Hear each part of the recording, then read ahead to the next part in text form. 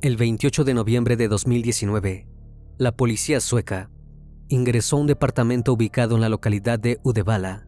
Ya habían estado allí días atrás, y si bien habían encontrado rastros hemáticos, no había pistas acerca del paradero de la joven que buscaban. En aquella segunda ocasión, los agentes irrumpieron en la vivienda con perros entrenados para rastrear cuerpos. Aunque no hizo falta que los animales actuaran, los propios detectives percibieron un olor nauseabundo que los llevó hacia una maleta. Allí, frente a sus propios ojos, estaba la evidencia que buscaban. El caso conmocionó a Suecia, considerado uno de los países más seguros del mundo, y a pesar de todos los esfuerzos llevados a cabo por diferentes grupos de búsqueda, aún guarda algunas incógnitas. Pero lo que sí se sabe es que se trata de un crimen completamente desgarrador, capaz de horrorizar a una nación entera. Buenas noches, bienvenidos al Criminalista Nocturno.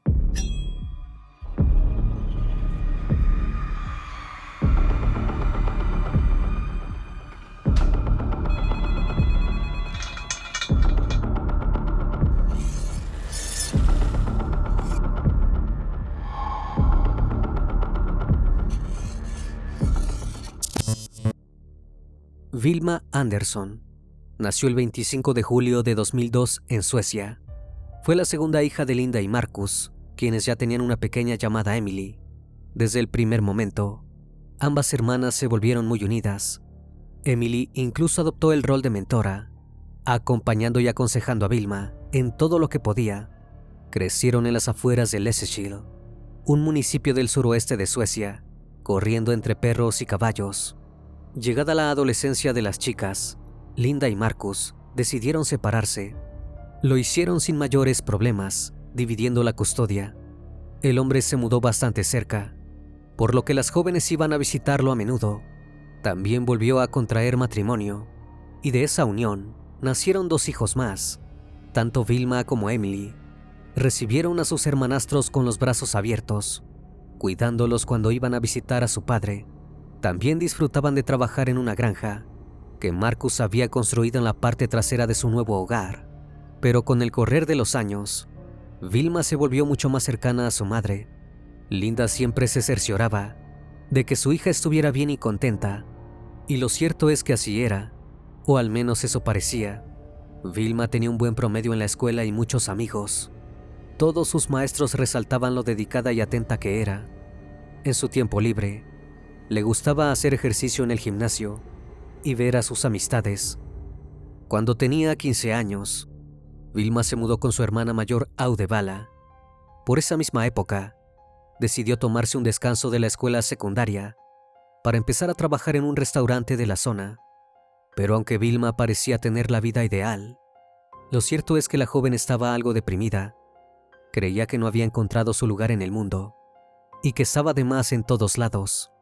Anhelaba mudarse sola y conseguir más independencia, como así poder estudiar para convertirse en diseñadora de interiores.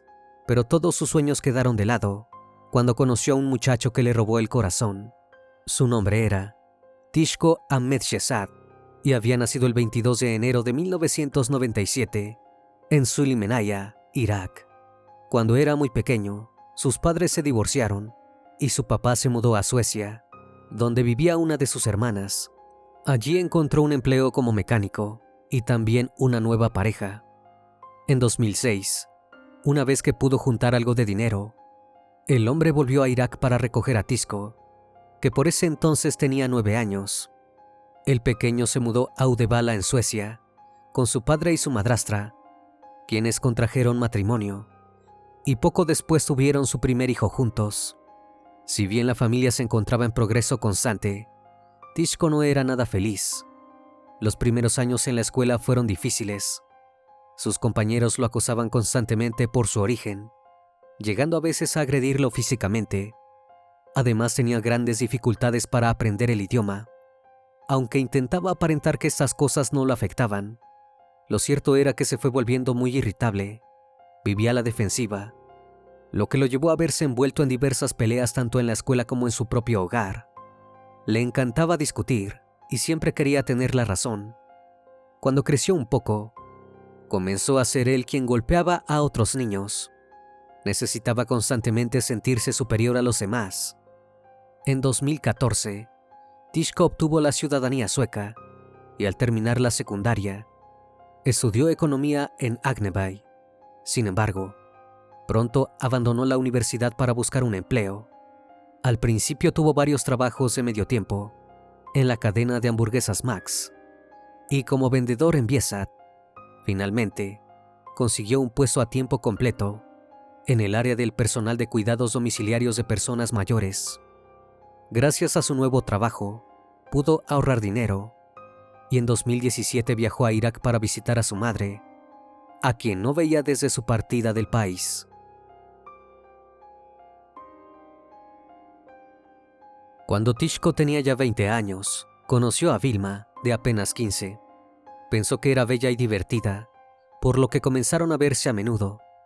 Primero fueron amigos y poco tiempo después se hicieron novios. Pero había un problema. A Linda, la madre de Vilma, no le parecía correcta la diferencia de edad entre ambos jóvenes. Eventualmente, la joven consiguió convencerla de que Tishko era un buen chico y que realmente la quería. Linda se volvió cercana al muchacho y durante algún tiempo, todo parecía marchar bien. A mediados de 2018, Emily, la hermana de Vilma, dio a luz a su primer hijo. En ese entonces la joven vivía junto a su pareja y el bebé, en la misma casa que Vilma. Esa última estaba muy contenta de ser tía, pero también sentía que su presencia estaba de más. En septiembre de ese mismo año, le dijo a Tishko que deseaba mudarse de la casa de su hermana, pero que no quería volver a vivir con su madre. Entonces él le ofreció mudarse junto a su familia temporalmente, hasta que pudieran alquilar un apartamento para ambos. Cuando Tishko se lo propuso a su padre, el hombre le dijo que debía pensarlo bien, ya que era un gran paso en la relación. Sin embargo, eventualmente tanto él como su esposa recibieron a Vilma de brazos abiertos. La joven se sintió rápidamente cómoda junto a sus suegros. Mantenían una excelente relación con el padre de Tishko, al punto que compartían paseos y salidas de compras. En una ocasión, Vilma le reveló al hombre que se sentía sumamente agradecida por los hospitalarios que habían sido con ella, pero aún creía que sobraba en la casa familiar. Finalmente, Tishko consiguió un departamento para que ambos pudieran mudarse. Vilma se sintió tranquila por primera vez en su vida, ya que al fin tendrían un hogar.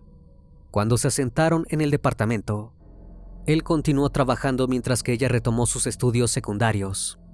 Todo parecía marchar bien, hasta que Tishko mostró su verdadera cara. El muchacho comenzó a volverse cada vez más celoso y posesivo. Le decía a Vilma con quién podía relacionarse y con quiénes no. Le revisaba el teléfono y le indicaba qué ropa debía ponerse. Como si esto fuera poco, la acompañaba a todos lados.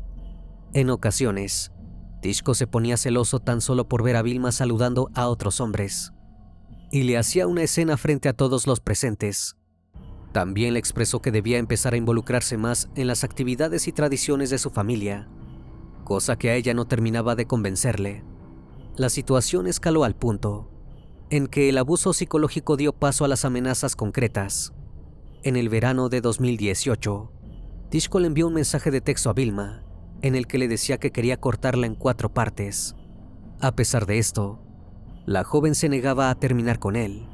Realmente lo amaba y creía que podía mejorar, pero nada estaba más lejos de la realidad. A principios de 2019, Tishko instaló en el teléfono de Vilma una aplicación de rastreo GPS para poder controlar cada uno de sus movimientos. Las peleas se volvieron constantes e intensas, al punto de que los vecinos escuchaban los gritos de la pareja todas las noches. En algunas ocasiones, Tishko llegó a terminar la relación. Durante esos periodos, Vilma se mudaba con Emily, aunque luego él se disculpaba y volvían a estar juntos. Tanto la hermana de Vilma como su madre estaban sumamente preocupadas. Ya no veían a la joven sociable y alegre que conocían. Linda incluso le ofreció volver a mudarse con ella definitivamente, pero Vilma se negó. Eventualmente la joven volvió a abandonar los estudios y consiguió un empleo.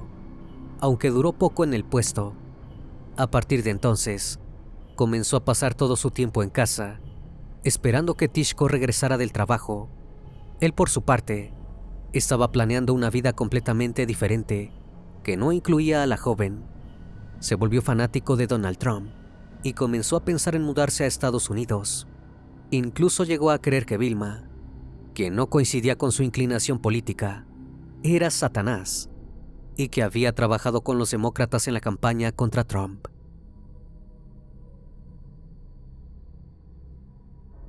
En septiembre de 2019, Tishko decidió viajar a Estados Unidos para ayudar en las elecciones presidenciales.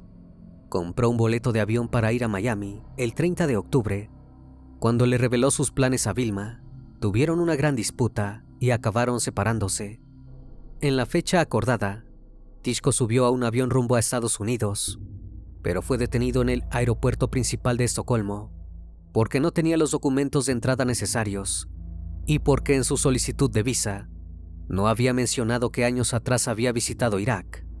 Al regreso a su hogar, llamó a Vilma y le pidió retomar su relación. Ella aceptó, pero el nuevo vínculo duró poco. Emily logró convencerla de que Tishko no era la persona adecuada para ella. En noviembre de 2019, Vilma terminó con Tishko, según ella, para siempre. Durante las siguientes semanas, la joven se enfocó en su interés por los coches. Soñaba con obtener su propia licencia de conducir y acordó con su padre para que le enseñara a manejar. Pero Vilma jamás llegó a obtener su propio vehículo, ni a cumplir ninguna de sus otras aspiraciones. El jueves 14 de noviembre, Tishko fue a su trabajo y a media mañana salió a realizar algunas visitas médicas con el auto de la empresa. Alrededor de las 2 de la tarde, fue a comprar a un supermercado y luego volvió a la oficina. En ese mismo horario, Vilma volvió al departamento de Tishko para llevarse las pertenencias que le quedaban. Habló por teléfono con Linda y le dijo que iría a pasar la tarde con una amiga.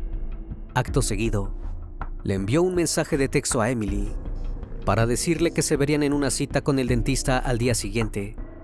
Durante la tarde, Emily intentó comunicarse con su hermana, pero no recibió respuesta. Al día siguiente, cuando Vilma no asistió a la cita con el dentista, las sospechas de Emily se volvieron temores. Linda y Marcus también intentaron contactar a su hija sin éxito. El 17 de noviembre decidieron ir al departamento de Tishko para ver si Vilma estaba allí. En un principio, el joven ni siquiera atinó a abrirles la puerta, pero al cabo de un rato, recibió a sus ex-suegros y se mostró sumamente sorprendido ante la pregunta acerca del paradero de Vilma. Dijo que el día 14, la joven había ido a su casa a recoger las pertenencias que le quedaban. La idea era no cruzarse, pero él había vuelto más temprano del trabajo y finalmente tuvieron una gran discusión. Acto seguido, Vilma se marchó mientras Tishko le decía que no quería volver a hablar con ella. En un principio, la familia de Vilma no sospechó de la joven, pero seguían preocupados por la ausencia de la chica. Ese mismo día, Emily publicó un aviso con la descripción física de su hermana en redes sociales, y al mismo tiempo, sus padres se dirigieron a la comisaría para poner una denuncia por desaparición. La búsqueda comenzó rápidamente en la localidad de Junsila, ubicada al sur de Uddevalla. Poco después, la noticia llegó a los medios locales y cientos de voluntarios se movilizaron para ayudar a encontrar a Vilma. Los agentes de la comisaría, por su parte, se dedicaron a entrevistar al círculo cercano de la joven. El primero en ser interrogado fue Tishko, quien nuevamente insistió en que no había vuelto a hablar con su exnovia, luego de que se fue de su apartamento el 14 de noviembre. Además, dijo que no había salido de su casa después de que ella se fue. El joven estaba a punto de marcharse sin problemas, hasta que dijo algo que llamó la atención de los detectives. Sugirió que debían dirigir la investigación hacia otro lado, ya que era posible que Vilma tuviera un nuevo novio, ya que era ese tipo de persona. Luego de oír al joven pronunciar esas palabras, los agentes comenzaron a sospechar de él. Interrogaron a los familiares y amigos de Vilma sobre la relación que había tenido con Tishko, y todos coincidieron en que durante el último tiempo él se había vuelto controlador, celoso y físicamente violento.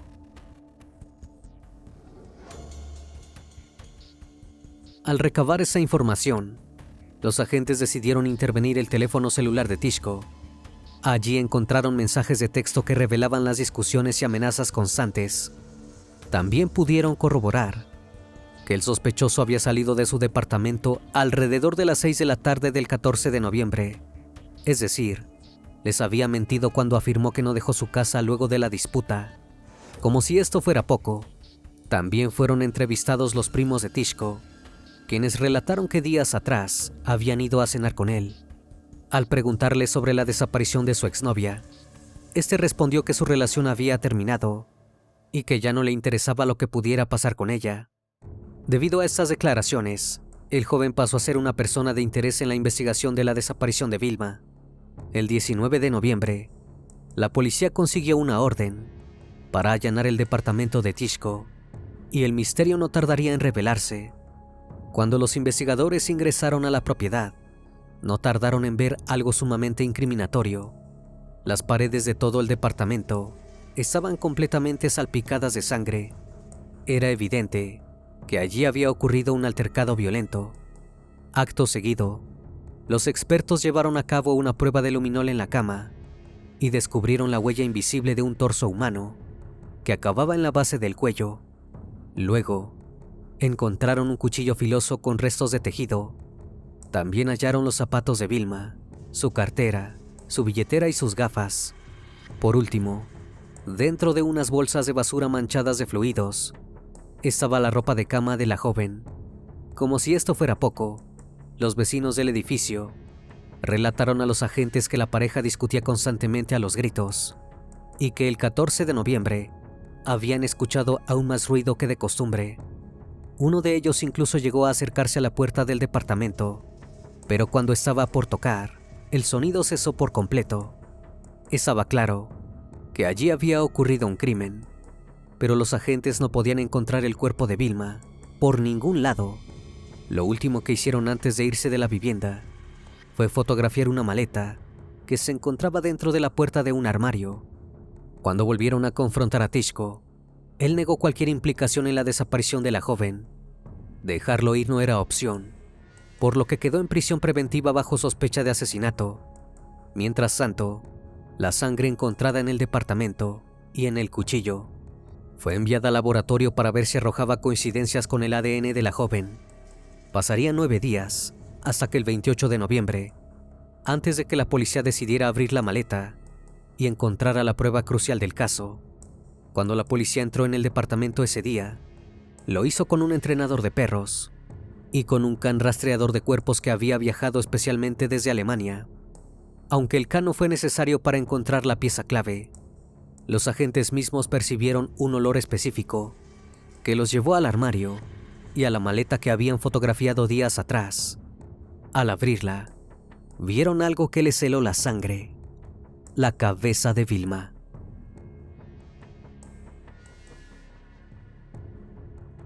Acto seguido, los detectives continuaron registrando el domicilio y encontraron otros artículos, incluidos peluches y ropa perteneciente a la víctima. Todo parecía indicar que Tishko retuvo la cabeza de su exnovia por un motivo desconocido, deshaciéndose del resto del cuerpo. Al mismo tiempo, se estaba llevando a cabo un extenso trabajo de búsqueda, en el que participaban muchas organizaciones sin fines de lucro de todo el país. Rápidamente, los medios cuestionaron el tiempo que las autoridades habían tardado en hallar las pruebas. El agente de policía, Esin Rune Timawa, explicó el retraso diciendo que llevó tiempo encontrar al personal adecuado para realizar la búsqueda. Poco después, el examen técnico reveló que en la presunta arma homicida había 14 huellas coincidentes con el ADN de Tishko. Por otro lado, se analizó la cabeza encontrada en la maleta, que arrojó coincidencia con el perfil genético de Vilma. No se pudo determinar la causa precisa del deceso, pero sí que la joven había sufrido severas lesiones, como un traumatismo contundente. Además, en el cráneo se encontraron huellas dactilares pertenecientes a Tishko. Lo mismo ocurrió en las bolsas que tenían ropa manchada. Había ADN tanto del sospechoso como de la víctima. Era oficial. La joven había sido asesinada y su exnovio era el único sospechoso.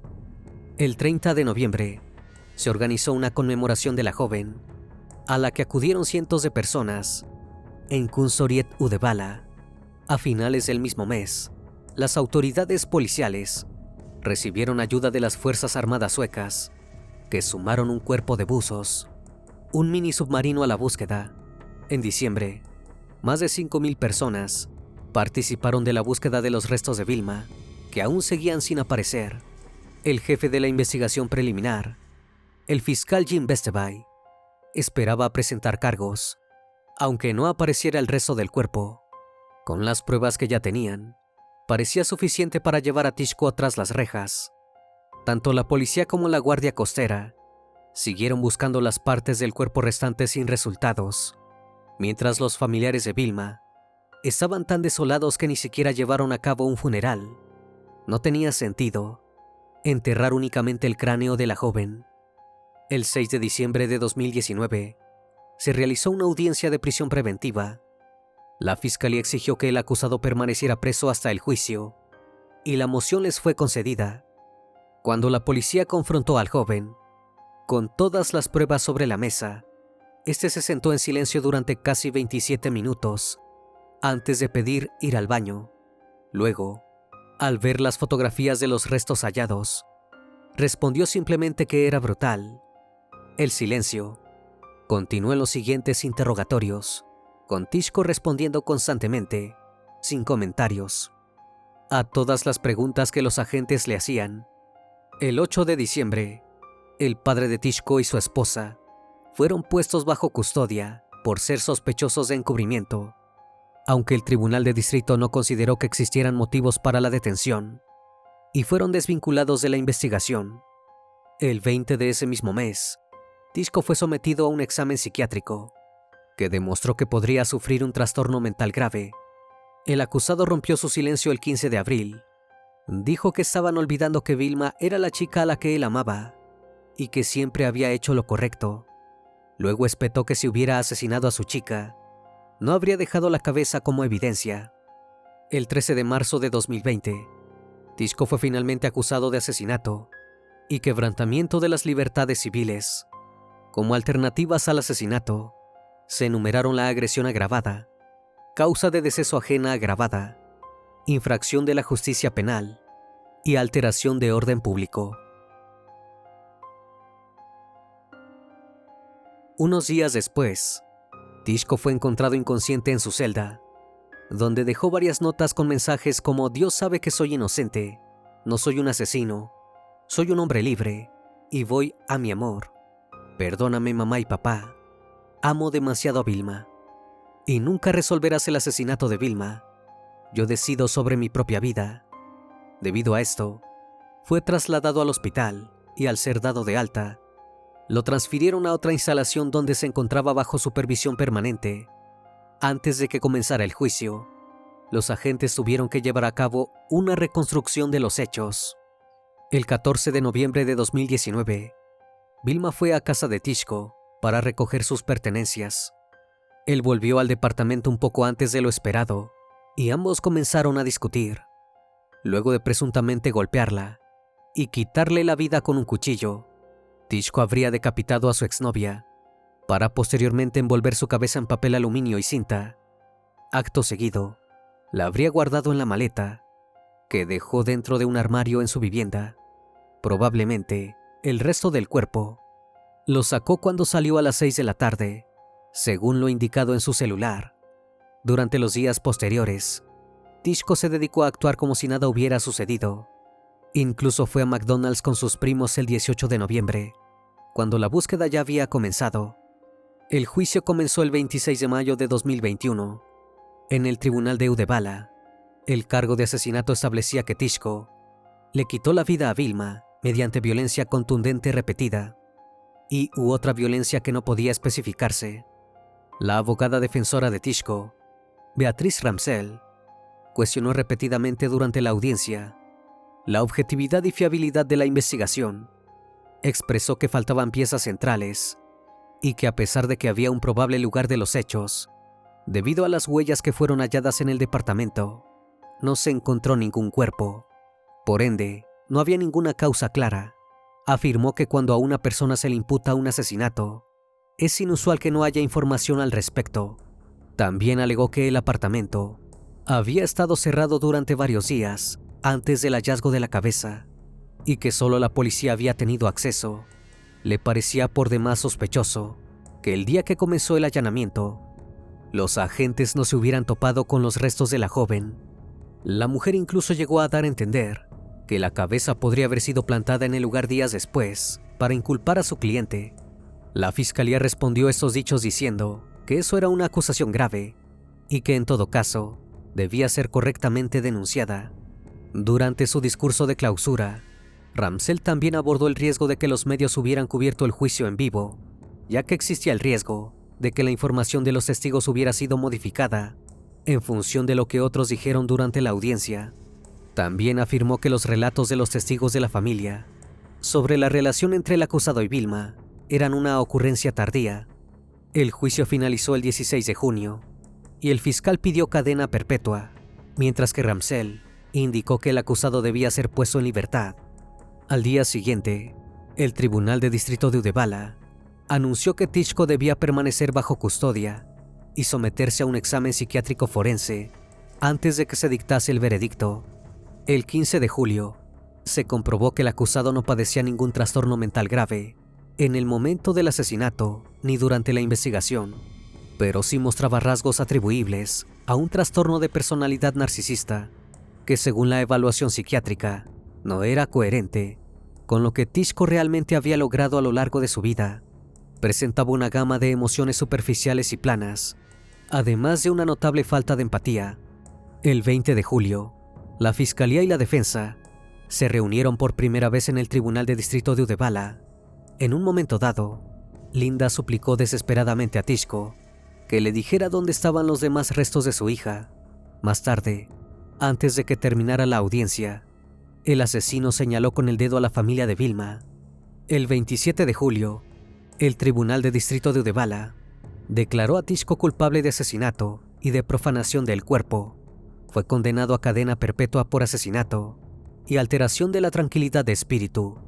También se le ordenó pagar 227.664 coronas suecas, unos $20,000, en concepto de daños y perjuicios a la familia de la víctima. El 14 de agosto de 2021, la defensa presentó un recurso de apelación contra la sentencia ante el Tribunal de Apelación de Suecia Occidental. Las negociaciones comenzarían en Gotemburgo el 16 de septiembre. Durante los 2 primeros días, los fiscales y la defensa presentarían cada uno su caso. Luego, el Tribunal de Apelaciones debía revisar todas las audiencias. El 5 de octubre, el Tribunal de Apelación de Suecia Occidental tomó una decisión controversial. Redujo la pena de Tyszko a 18 años de prisión. Esto se debió a que ante la ausencia del cuerpo, no se pudieron comprobar qué actos había realizado el joven para quitarle la vida a la víctima. La noticia fue como un balde de agua fría para los padres y la hermana de Vilma. Tanto ellos como la familia de Tyszko apelaron el veredicto del Tribunal de Apelaciones ante el Tribunal Supremo en otoño de 2020. El sentenciado, por su parte, declaró a los medios que desde su punto de vista, esa era la prueba final de si el sistema judicial funcionaba o no. Si no era absuelto, este sería el peor asesinato judicial de nuestro tiempo. Tyszko seguía indicando que no debía cumplir ningún tipo de pena, y los familiares de la joven querían que fuera condenado a cadena perpetua, pero ninguno consiguió su objetivo. El 15 de diciembre, la Corte Suprema negó el permiso para apelar y dictaminó que el caso no se plantearía por tercera vez. Ante esto, los familiares de Vilma declararon que era como si se estuviera premiando al acusado por esconder bien el cuerpo de la víctima. A la fecha, los restos del cuerpo de Vilma continúan sin aparecer.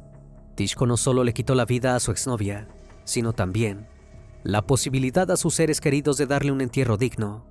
Si bien la policía dejó de buscar activamente el cuerpo de la chica, cuando el departamento recibe denuncias, acuden automáticamente al lugar. Lo cierto es que nadie sabe dónde están los restos de la joven. Pueden haber ido a parar al mar, estar bajo tierra o en un basurero. La única persona que puede responder a esa pregunta probablemente y cobardemente, quiera llevarse el secreto a la tumba. Una vez más, estimado público, agradezco su compañía. Gracias por acompañarme en esta nueva transmisión. Recuerden que pueden seguirme en redes sociales. Actualmente me encuentro en Facebook, Twitter, Instagram, TikTok y también en Spotify. Si el caso de hoy te pareció interesante e informativo, te pido me regales un like o un comentario sobre la transmisión de esta noche. Me despido de ustedes, no sin antes agradecerles su compañía, y recuerden, si aún no estás suscrito, te hago la cordial invitación a que lo hagas y formes parte de esta gran comunidad.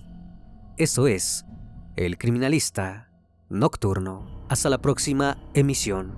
Buenas noches.